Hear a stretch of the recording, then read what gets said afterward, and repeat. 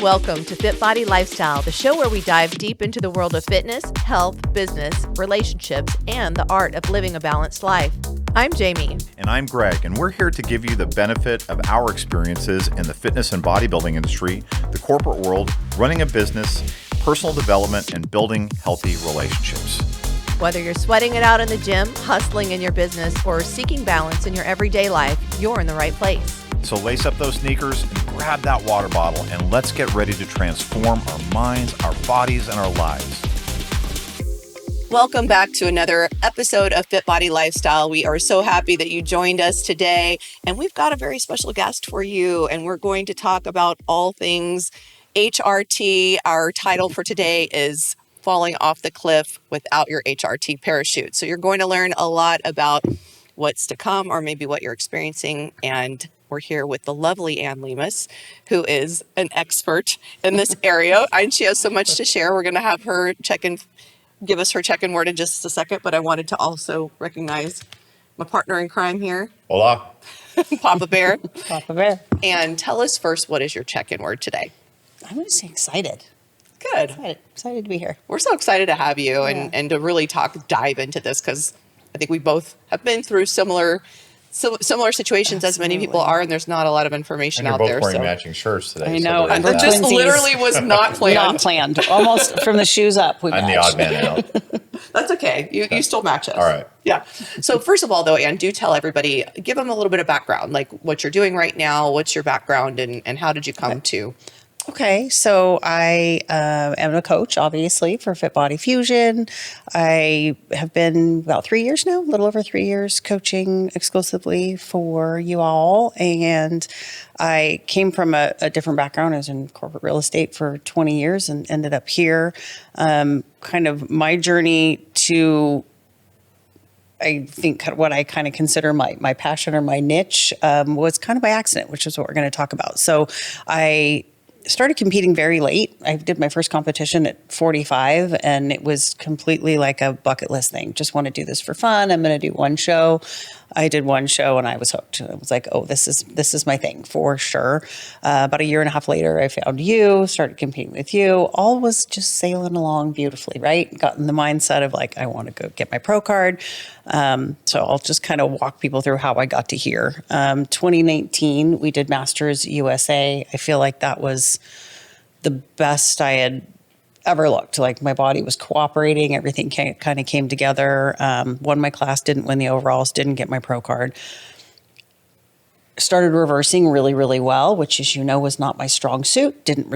Actually reversed well that time. Everything was going great. And then literally in March of 2020, which just ironically lined up with the pandemic hitting, I literally kind of fell off a cliff. Like my body just went completely haywire.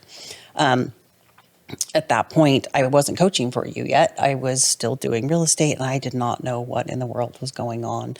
So that's what we'll talk about as we get into this. Fast forward, got through that, got back into competing, got my pro card at 50, as crazy as that sounds. Went pro at 50, and then started coaching for you all, and loved it.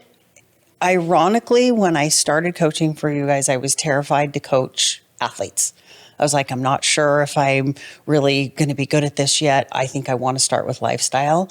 Very, very quickly learned that my lifestyle people were actually way harder for a lot of reasons. So different, right? Very different. Come in with a very different host of problems in a very different place in their life, different physical condition.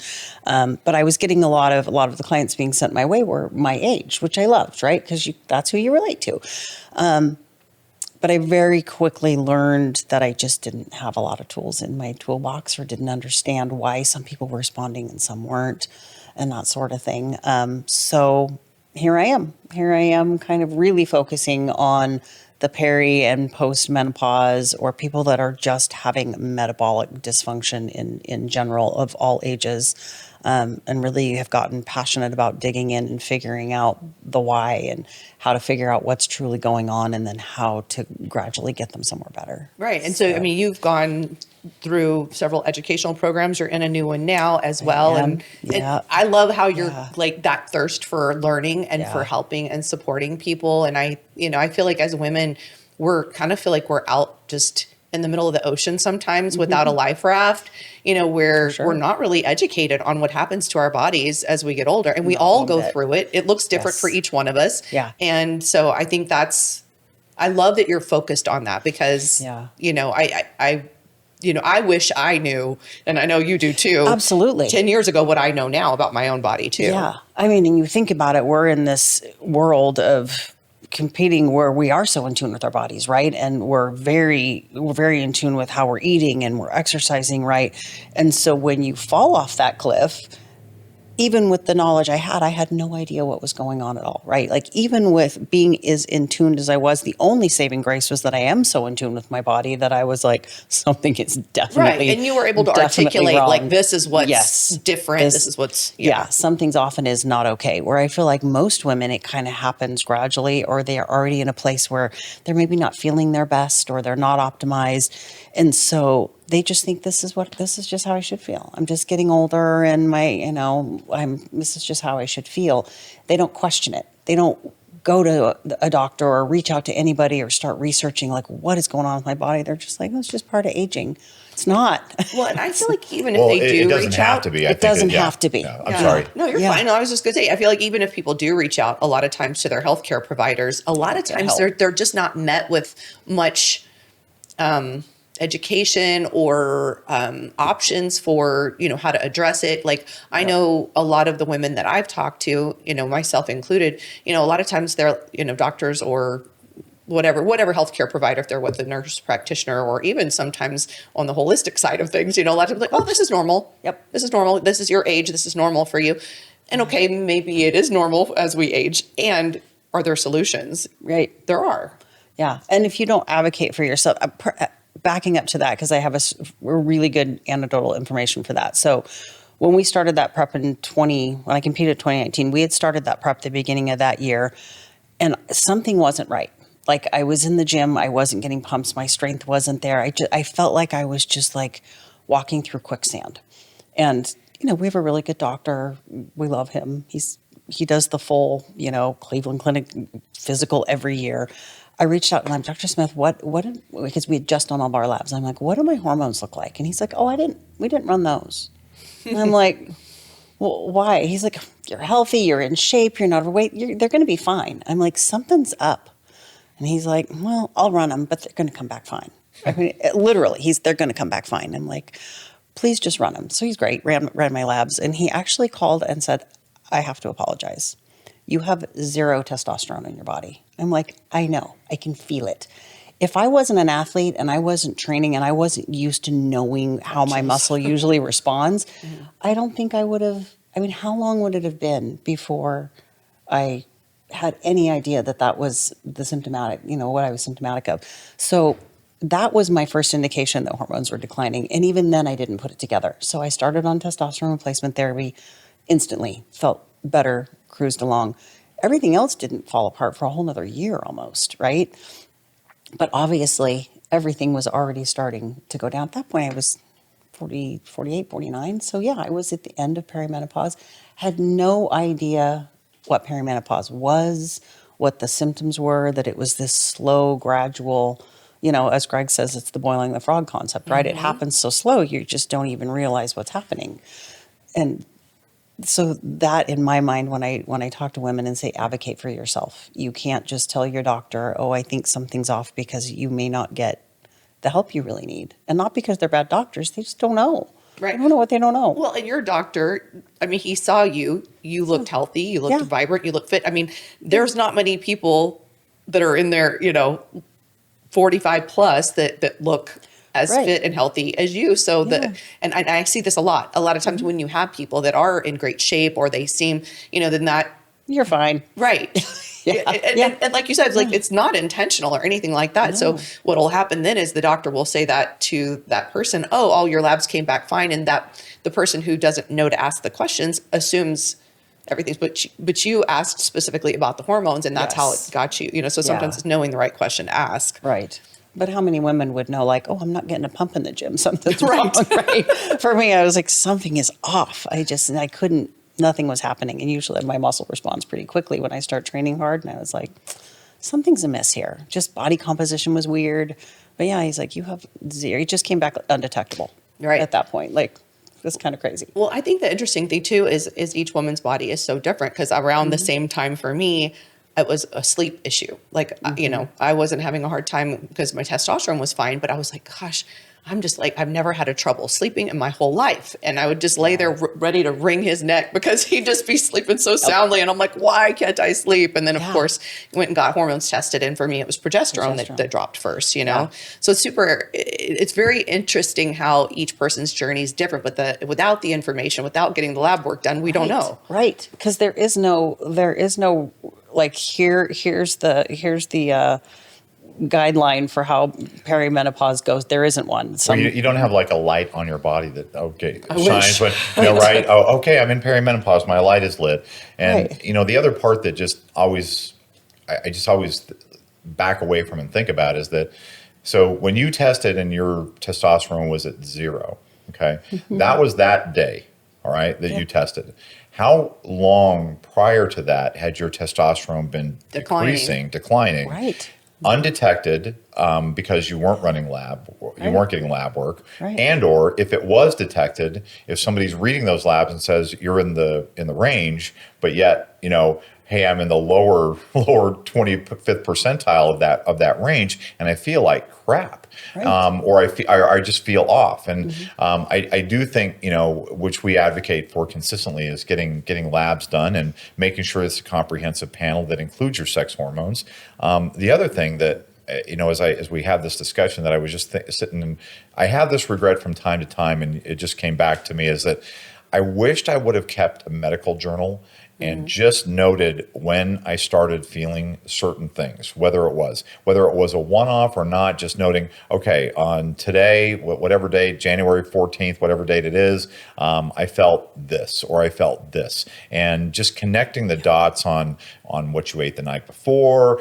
Some of this can be a really effective way of identifying allergies. So we talk about food allergies all the time, and if you're lactose, intolerance is really the better way to say it. So look, I'm not lactose intolerant, but I'm not. It's just something that I'm more sensitive to. So last night, yesterday, I had 30% more, 40% more, whatever it is of dairy type products, and man, today I feel off. I feel weird, different, and it may not be awful. I think it's as important to know when you're just off. Something's off. And just to note the date on that and to find the connections, because labs have connections, but labs have got to be correlated with your physical symptoms. Absolutely. And the same way that what you're knowing what to tell your doctor when you go into them. There's a different story by saying, doctor, I just feel off, versus saying, hey, doctor, 3 weeks ago, I had this and I felt this way, and 2 weeks ago I felt this and I felt, I had this. That's a much different discussion with your doctor. Absolutely. And I think one of the things I enjoy the most, because obviously I'm not a doctor, I don't talk to my clients about like, I'm diagnosing you. Right. I full-heartedly believe get a practitioner involved, right? But I like really helping my clients know how to advocate for themselves. That's the key. Know what to ask for. And if your doctor's like, oh, you don't need that, I'm like, advocate for yourself. Like, push for it and say, can you please do it? And I mean, if they can't, there's other ways to get labs done, or if they're not willing to do it. But most people don't even know how to advocate for themselves, right? They don't know what even markers to look for. Like I do. Perfect example. I do consults all the time. And one of my questions is always, when was the last time you had a full panel of blood work done? And they're usually like, 3 months ago, 6 months ago. And I'll say, and I'll rev like full thyroid panel, not just in they'll be, oh no, that's not on there. Full, hormone panel. No, that's Or not they on there. won't know what's on there because the doctor never even shared the results. They just said, oh, you're fine. That even too. Or let me see if I can get into my chart. I don't know. They have no idea. And usually it was a comp metabolic and a CBC with diff. It's your basic labs. I'm like, that's not what I'm talking about. You need full labs, because these are women that are telling me I don't feel good. These are not full labs. They're not full labs. And most people don't even know what that means. I didn't. I mean, here I was in this space, and at 48, asked my doctor, where was my testosterone? Oh, we didn't run any hormone labs. And I'm thinking, I'm 48. I don't know the last time. I don't know if they've ever been run. Right. And and also you don't know your baseline if you've never run them. So like getting that baseline is really important too. Super important. Yeah. Yeah. Yeah. Well, what's interesting is that I've had situations where, in helping people advocate for themselves, the doctor just was not willing to budge. So they go get their own lab work, see what it is, and then walk into the doctor's office and say, here. And then the doctor has to acknowledge it. So it's unfortunate that some doctors are amazing. Like yours was great. You said, hey, can we run this? Yes. So most of them I think are, but sometimes you have those ones that are a little stubborn with it. And I think you're absolutely right. Like, while we're not doctors, it's more that helping the person know how to advocate and ask the questions. Navigate your own path. Yeah, but you're the patient. I mean, you're in a sense, you're not the doctor, but you've been a patient, and you know what it takes to advocate. And I just, Joanna Dara has been on our show from Hormone Logics before, and she talked about her story and how, she was having these symptoms and went to the doctor, and the doctor said, no, you're fine. Everything's in normal limits. Time to hang up your heels. That was such a compelling story, but the lessons there are that, look, diagnostic studies need to be compared with physical symptoms and what you're feeling, along with other environmental factors that may be influencing whatever you're feeling. But I'm amazed at how many times I've had people who have a diagnostic study, not a lab result, but I had a pelvic exam that says further lab is recommended. Yeah. And then they take that to their doctor from the diagnostic facility, whatever it is, it's an X-ray or MR or whatever facility. And the doctor says, well, you're not having any other symptoms, so you're okay. And it's like, look, there's a mandate on this diagnostic study that says further lab work is recommended. Yeah. What are you doing, doc? And so my advice on people with this is that, number one, if your doctor's refusing to do the study, then just tell them this. Doctor, would you please note in my file, and I'd like to watch you write it down, that I have a positive recommendation for further lab results, and you are refusing to order that. Please write that in my file so I have that documentation. Most people would never and I know, and most people don't, because they don't want to piss off their doctor. Which is crazy. Like, I like to tell people too the same thing. Like, you realize that doctor works for you. That's it's right. not the other way around. You should not be afraid to advocate for yourself with your doctor. They work for you, and if they're not working for you, you can fire them and find another doctor. That's the second part. If that doctor is refusing to do it, then find some doctor that will. Yeah. Yeah. And then give them a review. Yes. Right. Yeah. It is kind of nutty to me what we can and can't get out of. Have you had much experience with that in your journey with doctors not giving in to whatever it is that you're feeling? Or are you just such a good advocate that you've been able to get around? I've been pretty lucky because, like I said, our doctor's great. He's a concierge doctor. So, again, I think that makes a difference. It makes a difference, right? Because we pay him a lot of money to be pretty attentive, right? And he is great. But what I really liked about him, too, which I thought was irritating and annoying to me at the same time, because I was like, I think my progesterone started going down. I'm like, he didn't want to write me a script for testosterone. And I'm like, come on, I need it. And he's like, zero. And he's like, this isn't my niche. Like, it isn't my area. I do feel more comfortable if you found somebody. And then you turned me on to Joanna when everything else started going awry, and that was life-changing. But he was great at saying, I'm happy to run whatever you want, but I'm not comfortable because I don't know what I'm doing. Right. He's not his area of expertise. This is not my area of expertise. Well, that's good. I respect that. Me too. Yeah. I thought that was great. And I always joke, I'm like, if something's really, really wrong with me, he's my guy. But if it comes to my female business, he's like, not my area. And I would say something for the people listening. So when you have a concierge doctor, it's a little bit different conversation with your physician, especially since you're paying them out of pocket. Yeah. If you're dealing with healthcare and health insurance, it is a little bit more difficult. And I'll just acknowledge that. And different carriers, different things, different doctors, different things. But it is a different conversation. And just know this, that your health is worth it. And so if you're getting a no, then start digging. Absolutely. And that old adage of the squeaky wheel gets the grease is true to a large extent. Is that, okay, I'm going to call the insurer up and say, hey, look, I've got these diagnostic studies and I'm doing this. And this is coming from my lawyer background, but document your file, man. Document your file. Hey, on this date, I contacted the insurance company. They refused me. I'm going to pay for this out of pocket. Oh my gosh, the study's positive. Hey, insurer, you refused the study that's now positive. And I mean, you almost have to create your own case. Yeah. Yeah, absolutely. And I think the one thing I do tell clients a lot in that same vein is like, if you know you aren't feeling well, you know you're symptomatic, you know what you're feeling, and you go and have labs done and your doctor says, nope, everything's normal. Do not accept that it's in your head, right? It doesn't mean it's in your head. It just means you need to dig deeper, right? Like, don't accept a doctor saying, yeah, I mean, that would be like walking in and saying, my skin's purple, because you're clearly purple in the mirror, right? And the doctor's like, nope, we ran a test, you're not purple. Well, clearly I am purple. So, how do you advocate and stand up for yourself? Because that is probably my biggest pet peeve, is clients being like, well, yeah, my doctor said it's fine. And I will say this on the other side of that is that doctors do have to deal with a lot. Of course. And there are some conditions and some complaints that don't match up with diagnostic studies and physical complaints. And so they are dealing with a lot of this on the daily, but they also sometimes just need to be reminded of what their mandate is. And it also could be what they have experience with. Just like with your doctor that you were going to, that wasn't his area of expertise, and that's why it wasn't. And I mean, we think about whether it be in law or in medicine, like there are different specialties. Not every single person's like when Greg will have somebody ask him, in the military, hey, did you know so-and-so? It's like, there's a lot of people in the Army. You know what I mean? Like, we don't all know each other. Right. Or ask you a family law and your corporate law. I mean, it's the same idea with doctors. Same thing. Yeah. And he flat out said, I'm not comfortable. This isn't my But at area. least you had that. I think a lot of doctors says, no, I'm just not going to write it. And that's it. They won't tell you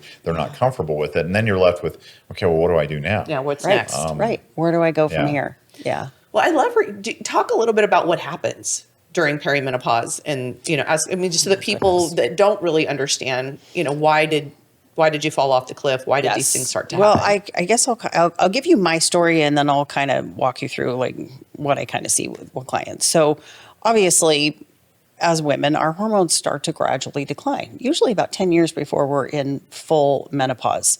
I think that's the missing piece of the education puzzle out in the world, right? Like, we've all heard the term perimenopause, but what does it really mean, right? And so I think it's the gray area. And when I talk to clients about perimenopause, I'm like, you first of all get a sense of humor, because you're, I call it the roller coaster ride, right? I'm like, once you're in full menopause, it almost gets easier, because then you have no hormones, you can get everything balanced, and it stays there.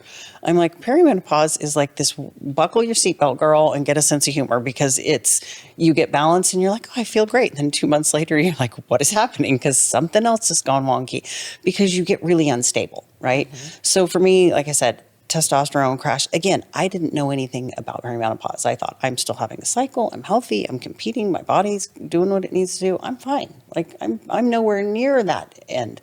I didn't realize I was creeping that way. Like, I was creaking up. You think about a roller coaster, like I was doing that, and then I got to the top, and I went down really, really fast, because I didn't have enough education. Right. So first, my testosterone crash. Didn't even occur to me that my, progesterone, first of all, had sleeping issues since college. So the fact that I wasn't sleeping, I chalked that up to just like, this is just how I am. Was on sleep meds. I've got a prescription for every symptom under the sun, right? Band-Aids. Because all of my symptoms are being treated, but the root cause isn't being addressed. So again, coasting along. Oh, now my testosterone's fine. I'm good. Coasting along. And so in that March, after that competition, when everything started going crazy, I got extremely lethargic. I had an insane amount of inflammation. I was swelling like crazy amounts of inflammation. My gut was so angry. Like, I would drink water in the morning and I would look like I was 4 months pregnant. I was bloating severely. I had really bad joint aches, like everything. I felt I literally felt, I told my husband, I'm like, I'm pretty sure I have cancer. Like, I'm dying. There is something wrong with me because it was so fast, right? Like, I would wake up in the morning. I didn't wear my wedding ring for probably 4 months. I couldn't get on my finger. Like, I was that swollen. I'd wake up, my eyes would be like swollen shut. I couldn't eat anything. My body, I was just gaining weight and gaining weight and gaining weight and gaining weight. And I just felt horrific. I had no energy. I had horrible brain fog. I was still doing real estate at that time. I'd done it for 20 years, right? I could do that job in my sleep. I was messing up contracts left and right. I was making horrible mistakes at work, to the point where I went and talked to my boss and I'm like, I'm well aware my elevator is not going to the top right now. I don't know what's going on, but like, bear with me, because I would wake up in the middle of the night, just panicked, like, oh, did I do that? Did I remember to do that? My brain was a mess. I was a mess. You sent me to Joanna. I went back to Joanna. We did a GI map, first of all, to figure out what was going on. We ran full labs and we did a GI map, and I will never forget Joanna calling me and saying, well, I'm going to start with the good news. You don't have any worms or parasites. That was the only good news. Thanks, Joanna. Thanks, Joanna. You don't have any worms or parasites. My GI map looked like it was bleeding. Like, it was insane. Wow. Like, everything was red. I was so infected. It was crazy. And she's like, she goes, you literally, well, and then she said, my labs, she's like, your hormones. She's like, you literally fell off a cliff. Like, you fell off a cliff. Oh, my thyroid. That was the other thing. My thyroid had also just tanked. So my thyroid, that's a hormone too. Exactly. So that's where and I think that's one thing we should mention too, is that none of your hormones work independently. No, they all work together. Absolutely. So it's almost like the change machine at the grocery store, which I guess they don't even have anymore. But where it has You're dating yourself. Yeah, I am. And well, because I like myself, so I date myself. But like nickels, dimes, quarters. Pennies, nickels, dimes, quarters. It's like, when the quarters go down, the dimes the dimes are going to go down. It's like you're going to have this interplay between your hormones and then the signaling enzymes that control those hormones. And it's not like a one shot, one kill where, okay, my testosterone is low, I need to fix my testosterone, all good, everything. And that can help you in certain cases, depending on where you are in your journey or where you are on your hormone cliff. Yeah. But it's important to get that understanding that they all work together. Yeah. And most people don't. I didn't know that. Cortisol. I didn't. We cortisol, thyroid. Too. Yes. Yeah. When we start talking about the hormones, I think people think estrogen, progesterone, testosterone. It's not. It's your thyroid, your cortisol. They all work together, right? Yep. So yes, I had literally, and that hence the title of this today, as Joanna said, you literally fell off a cliff. Like, all systems kind of crashed at the same time. And that was the first day of me not only getting well and getting myself, up off the ground at the bottom of the cliff, but just learning so much. Like, it was just this flood of knowledge, because I wanted to know what was going on. Like, how did my gut get so infected? And learning, like, well, without your, a lot of your conversion of your hormones happens in your gut. So if your gut's in fact infected, your hormone conversion isn't happening, which is why your thyroid's not working. But vice versa, if your hormones aren't in balance, you get really bad gut issues. So I was always like, what happened first? And she's like, it's the chicken and the egg. You're never going to know. Right. So we just let's fix this and we'll fix it. It was just like this checklist of like, okay. Yeah, because the gut-brain axis is real. Very, very real. Yeah. And and when we say the gut-brain axis, maybe explain that. I know Aaron Cam was on and explained that a little bit, but I don't think it hurts to go over that a little bit. Yeah. So how do I explain this in a way that isn't going to be a whole episode? They say your gut is your second brain, right? Like, that's going to be the best way I can explain it, is your gut truly is your second brain. So it is the window to everything else that's going on in your body. Your hormone conversion happens there. Cortisol affects your gut and your nervous system. So when your brain and your gut are at odds, or what's happening in your brain is affecting your gut and vice versa, all systems are a mess, right? They are very, very connected. Right. And I think the simplest way I can. Well, I know. No, that was a great explanation. Well, I think what people can relate to too is, like, if you're upset or if you're stressed out or something, that gut, like, and you feel that in there, but it's really, you're upset. It's emotional. It's mental. Maybe you're dealing with some stressors, but you feel it in the gut. Stomach reacts. You know, so people can relate. I'm sure everybody can relate to that feeling. I know I carry my emotions. Oh, absolutely. Me too. Yeah. When you're stressed out, you can't eat, or you get sick to your stomach, or same kind of thing. Very, very much the same thing. So so that started my journey of trying to get well. And, it was also a really interesting period of my life of really having to like learn surrender to some extent, right? Because I was a white knuckle person. Like, nope, I can mind over matter. I can do this. I've just got to train harder. I've just got to do this. There is no mind over mattering when all your systems have crashed in your body. It's not an option. So I had to just like surrender and be kind to myself and be really, really patient, because gut protocols are long. And when you start, if there's anything I can tell women out there, HRT is not a magic pill. Hormone replacement therapy, you don't start taking it and like 5 minutes later, magically you feel amazing. It doesn't work that way. It takes time to figure out the right dosage and to get everything balanced and get your system working again. So it requires a tremendous amount of patience and a sense of humor. Especially during, like you said, perimenopause, while things are up and down, because you may get to a place where things are good and then all of a sudden things are not. Yeah, you're balanced today, but wait till next week, because it might be a whole new ball game.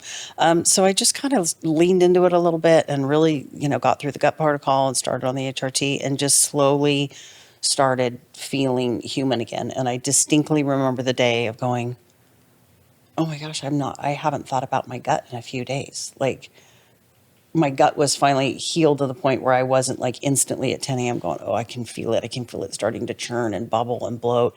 I was like, I'm not aware. And I'm like, there you go. That was magic. And just slowly kind of progressed from there. Got healthy, went back into prep, as crazy as that was. I mean, what a change. It felt like an eternity. When I was in that place where I was so sick, it felt like I was there forever. But when I look back at it now, like I competed in December of 2019. By March, I was a train wreck. I competed the following June and got my pro card like 2 months later. It really wasn't that long of a time, but when you're in it, it feels when you feel like garbage forever. Yeah, the time goes by slow. I'm never going to be healthy again. I'm done. This is it. The other part that affects that and the length of that protocol too is you had gotten to such an advanced stage. That it did take more time, and the more advanced you get, the more time it can take to get you back to that kind of baseline.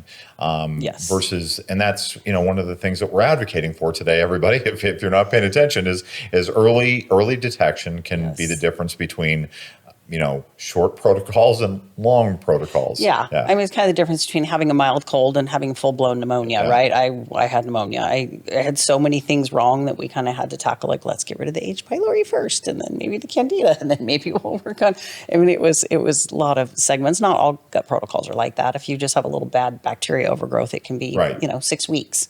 Mine was not. But what an education, right? And so, as most things, right, in hindsight, what a blessing. What a blessing. Not that it was fun by any way, but it has definitely made me a better coach. Mm-hmm. Definitely made me a better coach. Lit your fire, for sure. For sure. Yeah. And it just, I kind of know now when I'm watching people and some of the things they're going through, going, something's not right. I don't know that I would know that had I not had that experience. Yeah. Right? When people tell me, oh, I'm just bloated all the time. I'm like, what are you eating? Yeah. I think I wouldn't know to ask more questions if I hadn't gone through it, right? Yeah. I think that's what makes you good at anything you do, right? Like, lived experience makes you passionate about what you lived through and how to maybe help somebody not go through 100%. The same thing or to get through it a little faster. So, interested in changing your life or stepping on stage? Join FitBody Fusion today. Experience the FitBody Fusion difference with tools, knowledge, and community support to reach your healthy and sustainable lifestyle. We guide thousands on their fitness journeys, from seasoned athletes to those who are simply seeking a healthier life. Our expert coaches provide personalized plans and unwavering support, empowering you to thrive. FitBody Fusion is more than just training. It's a community. We understand the challenges of solo fitness journeys, which is why we foster a supportive environment where members encourage and motivate each other. Join the FitBody Fusion community today and unlock your full potential. Head to fitbodyfusion.com to sign up for a free consultation. And do it today.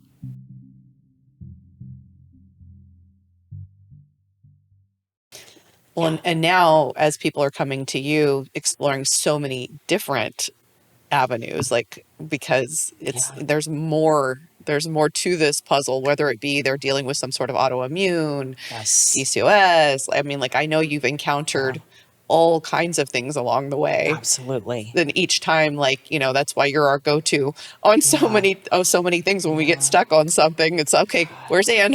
Autoimmunes are a whole nother ballgame too, right? And that there's no age limit to that. That does not discriminate by age by any means. And so I even get a lot of younger people that are battling with autoimmunes, and same thing, maybe haven't even had the right testing, doesn't even know they have an autoimmune, right? That's the hard conversation when someone's labs, they've got this TPO number that's creeping and they don't even know what that means. Like, how do you tell someone, get to a doctor? And When if you catch that early, you cannot go into full-blown Hashis. Huge. You know, it's huge. And it's like a simple test. Yes. That if we just monitor, simple testing. Yeah. So that's kind of how I ended up through that journey. But getting back to like, what is that journey? So perimenopause, it's in a nutshell for the average person out there, like, start really, like, I love what Greg was saying, because I do have some of my clients do this. Keep like a symptom journal or a wellness journal almost. I call it a wellness journal. My clients just kind of keep a wellness journal, make notes, like, how am I feeling? And when you're feeling, you know, when you're having these repeated symptoms type thing, make note of it and try and think. Same thing, like, okay, what did I eat last night? How did I sleep? What's my stress level at? Like, start paying attention, usually around bowel movements of all things. But like, they're like, I don't know, I don't get it. Like, I'll be fine, and then all of a sudden I'll be constipated for 3 days. Okay, pay attention. Like, let's look at your food log. Where's your fiber? What was your stress like? What's going on? Usually you can kind of figure out, like, something's triggering that. Mm-hmm. So if you start keeping a wellness journal early enough, I think even I would have been like, okay, there's some interesting things happening. Mm-hmm. Know as a woman that if you're over, you know, by the time you're in your early 40s, you're probably starting to creep towards perimenopause, right? And things are starting to change. Hormones are starting to slowly decline, and you're going to become symptomatic so slowly that I think most women really just think, oh, this is just aging. This is just how you feel when you get older, right? So hormones start to decline, and there is no magic formula. There is no, oh, your testosterone is going to slide first, or your progesterone's, you never know. Everybody's different. Everybody's different. And so there is no cookie cutter, one size fits all. Here is the perimenopause manual. There is no manual. Only, right? If only there was A, B, C. No, it doesn't work in that order. It's just kind of this crazy, it could be anything. There's one other thing I think we should mention as we're talking about this too, is that I think so many people are influenced by their family history, in both a positive and negative way. I mean, you cannot go into a doctor's office where they don't ask you about a family history of heart disease and everything else, but they don't ask you, hey, did you have a family history of early perimenopause or early menopause? Or right. They don't ask you those questions. No. And more often than not, depending on your age group, I mean, my parents never talked about that kind of stuff. I mean, I don't think they even knew about that stuff, and so much of it was accepted. And of course, I'm in the older generation, but I don't know that many kids of parents don't normally talk about that with their kids, what they're going on health wise. So you may not know your family history, and it doesn't necessarily control your outcome, but it does inform your outcome. Absolutely. And that I think is, and I think having that conversation with your, if you're a female, having that conversation with your mother and saying, Mom, have you ever experienced this stuff? And you might find out, oh yeah, I've been on hormone replacement therapy for 5 years and just didn't tell you or whatever. But having that information really helps you, arms you with information. And at the end of the day, that's really what we're talking about, is that, and I've shared this quote before, is that from a great leader, Joe Robles, 2-star general from at the company I used to work for. He said, the leaders of yesterday knew all the right answers. The leaders of tomorrow know all the right questions. And so knowing the questions to ask your doctor can be just game changing. Absolutely. And that's hard.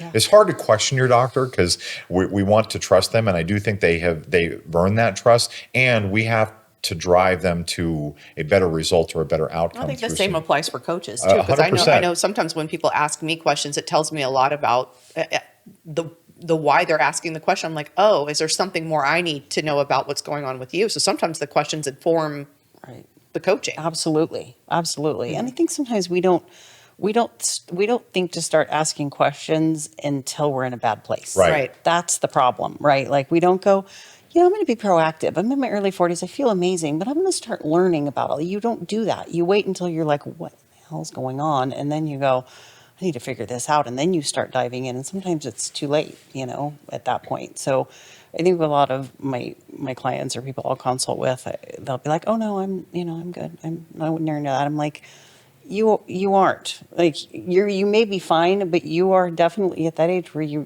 things are going to start to decline a little bit. And the sooner you're in front of it, the less, it doesn't have to be a miserable experience. Like dealing with hot flashes and night sweats and misery and weight gain and all of the unfun things that come with it, you don't have to suffer through it. Like there is a way to I think there is a beautiful way to ease into menopause. It doesn't have to be miserable. It doesn't have to be a falling off a cliff experience. Like I was telling Greg in the car, like there's 2 ways to leave a building.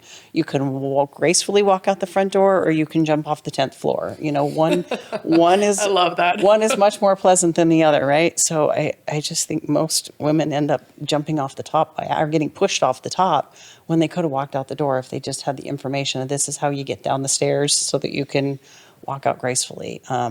And I also think, speaking of like family history, women all the time, oh yeah, my mom, I remember her, she had hot flashes for like 10 years and how miserable it is. So that's normal. It's normal. Yeah. It's the normal. But it's not normal. They're like, oh, it's coming. I know. Yeah. I'm just going to be. I'm like, you don't have to suffer through this. There's ways that is the real part of the family history too. Is I think so many times we just get used to what we get used to. It's like your own symptoms that brew over time. It's just, that's just normal. That's just how I'm aging. Yeah. And the same thing. Oh, this is what my parents experienced, so it must be normal. And because the parents never questioned it. Well, and I think there's other symptoms too that people maybe don't realize are related. So I know we think about hot flashes. We think about some people brain fog. What are some of the other things that dry skin, weird things, itchy ears is a big one. Oh my gosh, there's so many weird, the digestion issues, constipation, sleep issues. Sleep issues is a huge one with progesterone declining for sure. Like you spoke of that. That was your first and symptoms. Testosterone can affect that too. Sexual function, like little things. I'm just at that age. You know what makes me vaginal question this right now dryness, too? Absolutely. Yeah. As we expand this discussion, as you're listing these symptoms and stuff, and for news flash for everybody, I'm not a woman, but I've been around them all my life, and I wonder if and partly when I would think that it's a little bit confusing. And I don't know if this was confusing for you, but like a lot of the symptoms that you're listing, those are not uncommon to be associated with a menstrual cycle, and so Correct. how do you then differentiate? I'm having perimenopause symptoms versus, well, this is my cycle. Right. I think a really good indicator for women, and I do talk to clients about this too, is what changes are you noticing in your cycle in regards to like PMS? Because that I think is a huge first symbol of perimenopause, where they've been like, oh, I've always had really easy cycles, or I've never really, and now I'm having really bad PMS, or my cycles are getting a little bit erratic, or, I find I get really, really bloated for a week, or their symptoms, their PMS type symptoms, premenstrual symptoms are changing. Right. And sometimes it's getting better. For me, there was a period where I actually had less. Yes. And then more. And because that's that roller coaster ride. That's the roller coaster ride, right? So when your progesterone is crashing, like yours kind of did, that week before your cycle is going to be really, really unfun, right? You're having all these symptoms, or you're not sleeping, you're having breast tenderness, you just feel really awful.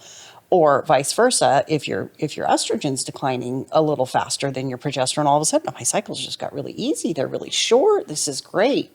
It depends what's happening, right? And it can flip flop. Mm-hmm. Like it's just good now, and then trying to educate women. And I think women need to get really good at understanding estrogen dominance, like relative versus frank estrogen dominance, and there is a difference. So relative estrogen dominance is when you're estrogen dominant relative to your progesterone level.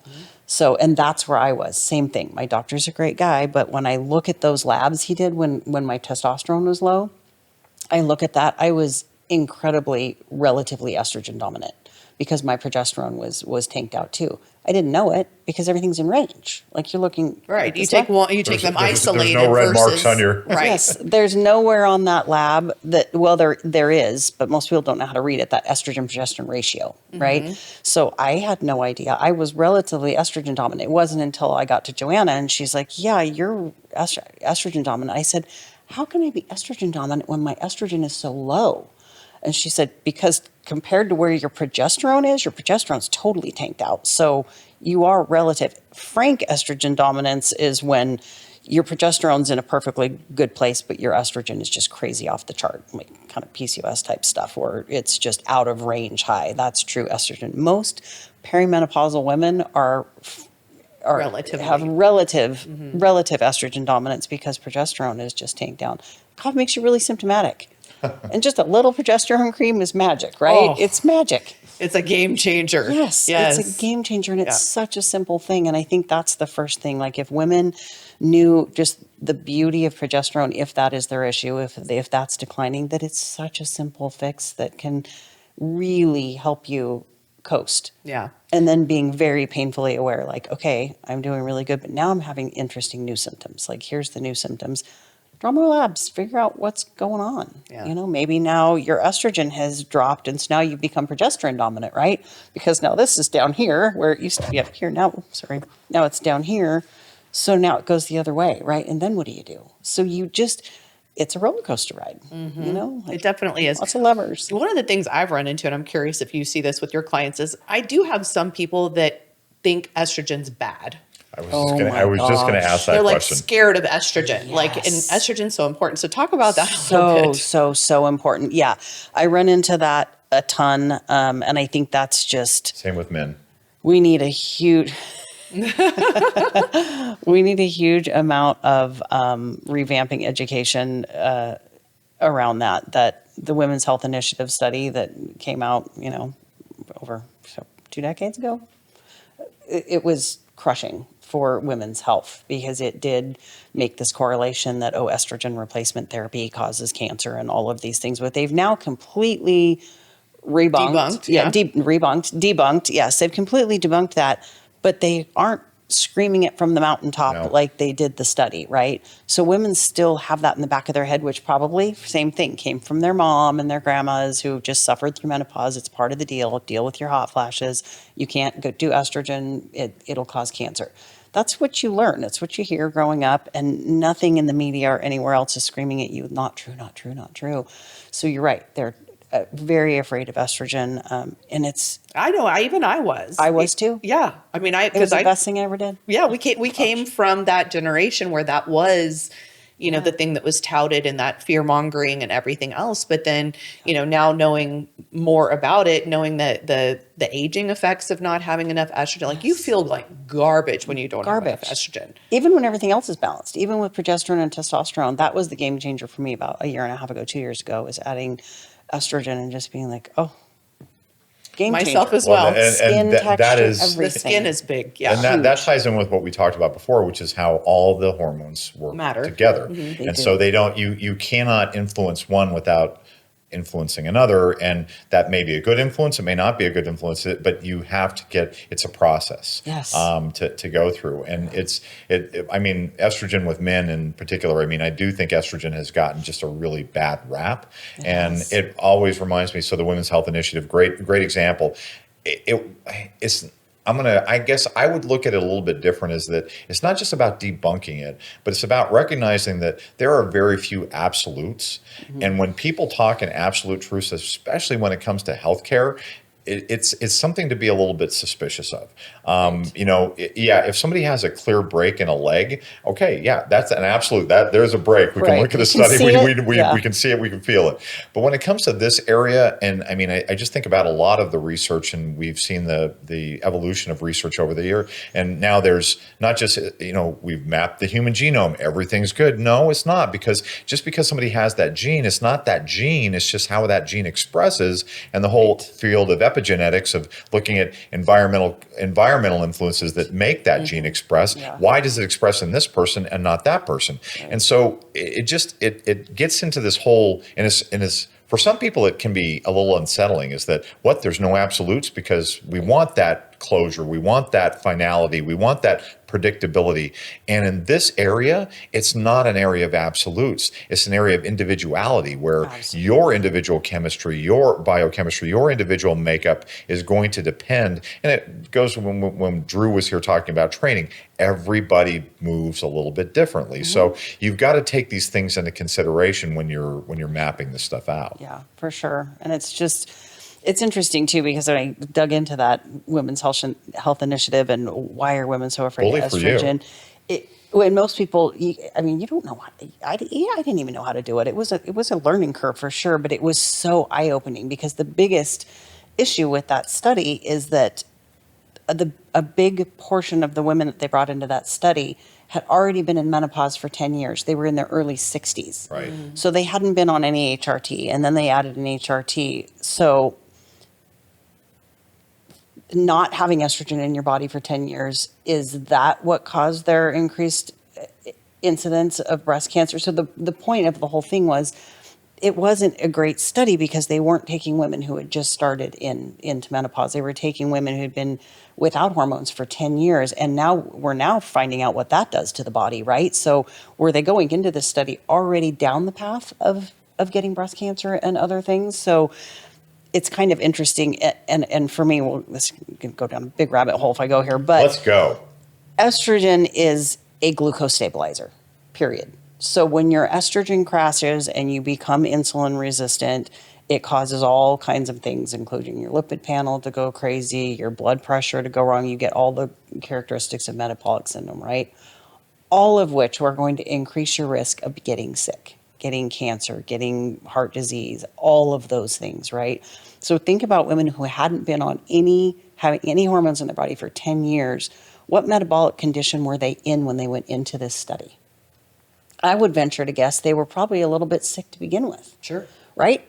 So I don't think that's a stretch at all. No. Yeah. It's one of the things that as you're looking at studies, that it should be a question in your mind is, who's the population that's being tested here? We talk about this in bodybuilding all the time, is that there's very few studies that isolate bodybuilders or health and fitness, really healthy fitness-oriented people in the studies. And so if you're in that population, then how applicable are the study findings to you if you're not in that population? Right. Yeah, it's not specific. So I don't know. It's been an interesting learning curve, but a frustrating one, because you're right. It's going to take a long time to undo 20 years of fear mongering and bad information, and women thinking, oh my gosh, estrogen's terrible. And if I just get through their head what lack of estrogen is doing to your body long term, it has so many beautiful benefits. All of our hormones are amazing, right? As long as they're in balance, they're all great. And when they're not in balance, they can be the devil, right? Too much or too little. Exactly. Mm-hmm. Cortisol is a perfect example. If it's low, you feel like absolute garbage. If it's high all the time, you feel like absolute garbage. People are afraid of the cortisol also. Absolutely. Because they think, cortisol is going to make me store fat in my midsection. I don't want my cortisol to be high. I'm like, trust me, you don't want it low either. Right. Like, it goes the other direction. That's real bad. That's harder to fix. So everything needs to be in balance. And so this idea that, we don't need that hormone. Or the other biggest pet peeve frustration for me is a lot of physicians, particularly with women, you're a woman, you don't need testosterone. Right. Makes me insane, because I'll get labs back on people and be like, you have no testosterone. Zero. Yeah. And their doctors are saying, you need to maintain muscle mass. You're getting older. You need to keep your bones strong. You need to keep this strong. Well, you have zero testosterone in your body, and they're telling you to go lift weights, build muscle. You're banging your head against that wall. So yes, we don't need the same levels that men need, but we have to have testosterone in our body. Right. Right. And on the flip side, if we have a good testosterone level and we have no estrogen, they work in synergy too, right? So you can have a lot of testosterone and your estrogen's tanked out. Your testosterone's not nearly efficient. The difference in my muscle tone and how my body responded from head to toe when I added the estrogen in, even though my testosterone had been there for years, game changer. Yep. And And I had the exact same experience. So Right.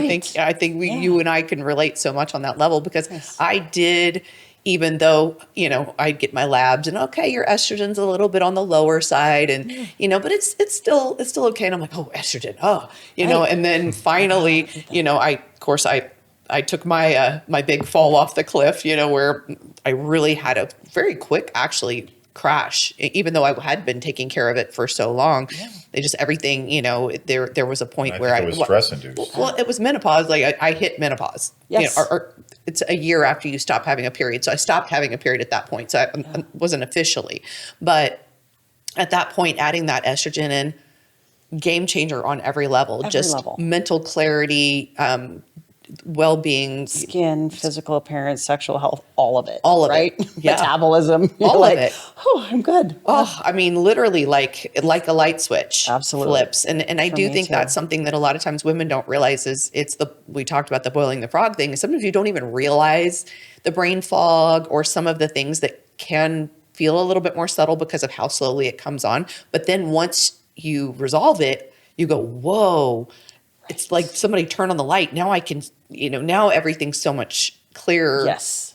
Wow. How was I functioning before? And that, yes, I get that a lot too. Like, oh my gosh, I feel amazing. No, you feel normal. You've just felt like shit for so long that you forgot what normal. Like this is how you should feel all the time. Once they get balanced, they're like, I feel amazing. I'm like, that's what normal should feel like. That's how you should feel every day. We don't right? have to feel like that. Feeling like trash every day is not normal. And I think we've gotten to a place where we've normalized it. Like, oh, this is just this is part of the aging process. You just start feeling like garbage. Like, no, you shouldn't accept that as your norm, right?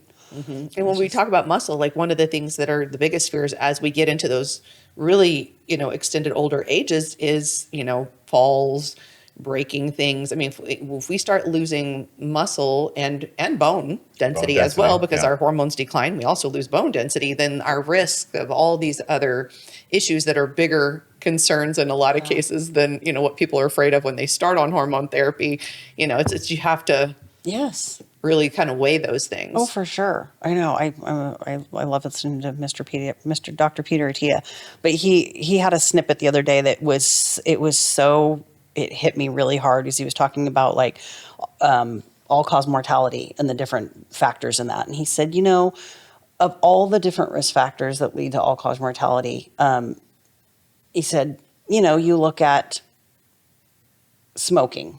He said it's like 30% increase your risk of all-cause mortality. And he went through different things that like, eating a bad diet. And he goes through all these different things. He said, being weak, 250%. Wow. 250%. He said, That's wild. We're way more than smoking. Yes, way more than smoking. Wow. And it's in his book too. And he basically just because what happens is once you break a hip or once you fall or once your decline from there to death is incredibly fast. Like it will take you down more than anything. And so he's really big on it's vitally important to keep yourself strong.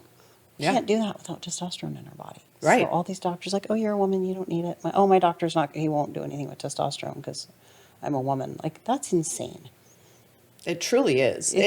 And when we talk about this, we're not talking about levels that are, superhuman levels. We're talking about just what a normal levels. Female For you. Optimal levels. I hate the For word you. normal range. Yeah, I because agree that's with a you. good point. We should talk I agree. about that too. Well, because even on labs, like the range is huge. It's crazy. Then let's do that. Let's talk about that. Do we want to do that on our Let's next? do that on part 2 of this episode because we when we were coming over here, everybody, we were talking about just the topics and the depth of the topics, and we just realized, man, there's so much here that we're not even sure we can get in 2 episodes. So Annie may have to come up for 3, 4, 5, 6, 7, 8, whatever. whatever it is. The book you were referencing is Outlive by Peter Attia, right? Yes, Okay. I have been promising people that I will include a book reference or a book recommendation. People have been asking for that, so that's a good one. In our episode. So thank you for tethering to that and holding me accountable. We'll have to think of another book for part 2. There's a ton. I've got several I'm in mind sure you already. do. Okay. So for now, though, tell people how to contact you. Well, probably the best way, go to the FitBody Fusion website and request a consult and just go down and find me and click me there. You can also find me through social media on Instagram and @Lemus_IFBB Pro. I love talking to women about these things and helping women on their journey. You become a fantastic educator. To not feeling like garbage.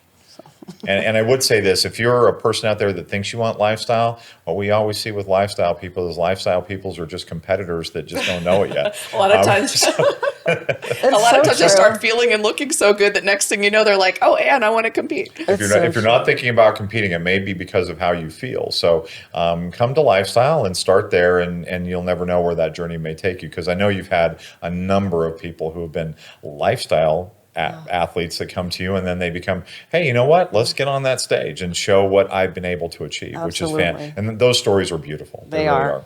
Another way around too. It's really cool. I actually had 2 this year competitors that are like, oh, I just think, I don't know, what do I need to do to switch to lifestyle? Like, what changes if I just switch to lifestyle? I said nothing.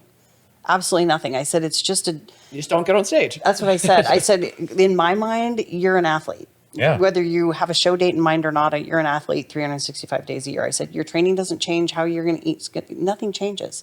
You're basically just taking a year to decide not to get on stage. Like, nothing's different, because they think it's this whole, like, who do I have to call to switch to lifestyle? Like, what do you think's going to happen? You're going to eat different, you're going to train different just because you're lifestyle? Like, no, you're an athlete. Just do the same things. Right. Yeah. And vice versa. Lifestyle, like, what do I have to do to switch to a competitor? Make a decision that we're going to teach you how to pose and get you on stage. Yeah. So, Miss Ann, what is your checkout word for today? my checkout word. For this episode? Optimistic. Wow. Yes. Optimistic. I love that one.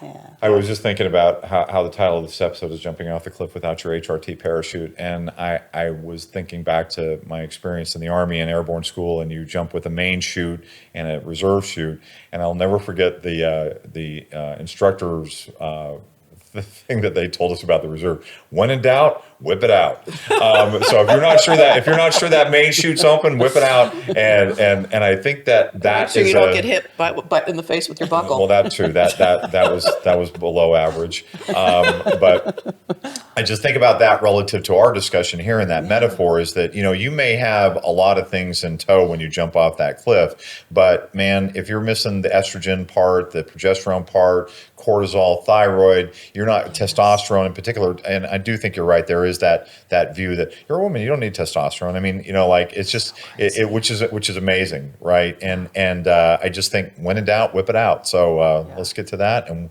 I think we can bid everybody adieu for this one. So you want to start with the 3 Bs? Yeah. Be good to yourself. Be good to each other, and be safe. Take care, everybody. Oh, wait, I forgot one thing. When you're jumping off of your cliff without your HRT parachute, one thing that can ease your fall is to like, comment, subscribe, and leave a review Like to the podcast. All right, was that a good connection? It was so good. I was so confused when you said 3 Bs before you did your roll into your. Sorry, I got it. Now it's going to be a challenge in episode number 2. Yes. Perfect. Please join us for that in our ongoing discussions with Coach Ann, because she is. Her journey, beyond being inspiring, her knowledge as an educator. I mean, you inspire me every day. So and the difference you're making in so many lives. So we really appreciate you being here. Thank you. Join us for part 2. Bye. Thank you for tuning in to FitBody Lifestyle. We hope today's episode has left you feeling motivated and equipped to tackle your fitness goals, business challenges, and the daily dance of life. Remember to value progress over perfection. Life's tough enough alone. Find the chosen family around you to help you along the way. If you enjoyed today's episode, we'd really appreciate it if you would subscribe and leave us a review on your favorite streaming platform. And don't forget to follow us on Instagram at FitBody Fusion.